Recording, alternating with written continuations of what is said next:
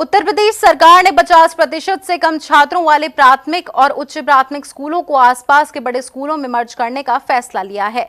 इससे राज्य भर के 5000 से अधिक विद्यालय प्रभावित होंगे। सरकार का कहना है कि इससे बच्चों को बेहतर सुविधाएं मिलेंगी और संसाधनों का समुचित उपयोग हो सकेगा। वहीं हर जिले में मुख्यमंत्री अभ्युदय कंपोजिट स्कूल भी खोले जाएंगे। शिक्षक संगठनों ने इस फैसले का विरोध करते हुए कहा कि इससे रोजगार के अवसर घटेंगे और नई शिक्षक भर्ती पर संकट गहराएगा। उत्तर प्रदेश सरकार ने स्कूली शिक्षा में बड़े बदलाव का फैसला लिया है। अब प्रदेश में 50 से कम छात्रों वाले प्राथमिक और उच्च प्राथमिक स्कूलों को आसपास के बड़े स्कूलों में मर्ज किया जाएगा। इस फैसले से पूरे राज्य में करीब 5000 से अधिक स्कूल प्रभावित होंगे। सरकार की ओर से जारी आदेश के बाद शिक्षक संगठनों ने इसका विरोध शुरू कर दिया है।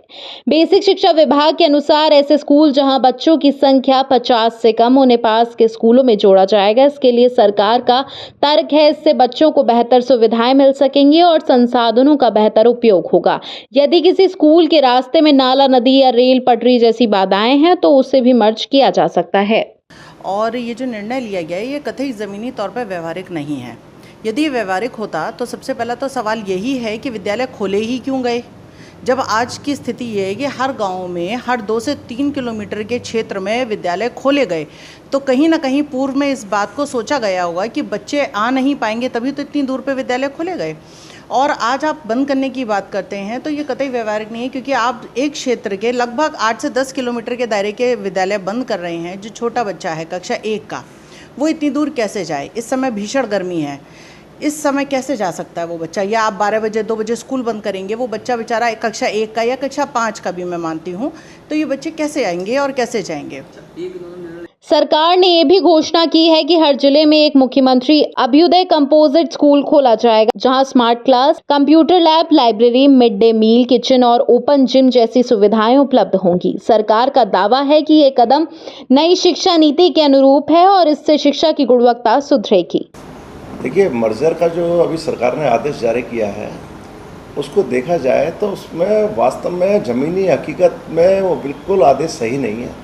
क्यों? उसका कारण क्या है कि गांव देहात में 1-1 किलोमीटर पर स्कूल नहीं है, वहाँ 2 से लेकर 3 किलोमीटर दायरे पर स्कूल है।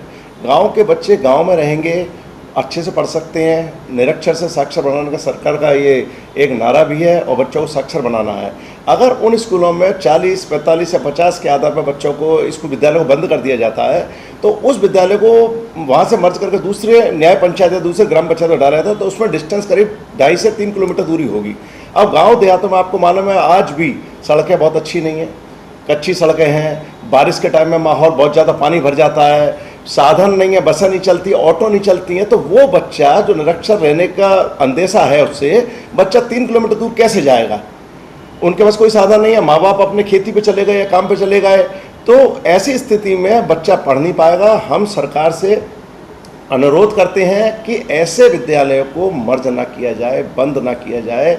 प्रदेश में इस साल 65,000 शिक्षकों की भर्ती होनी थी, लेकिन अब विलय के चलते कई खाली पदों पर पहले से तैनात शिक्षकों को समायोजित किया जाएगा।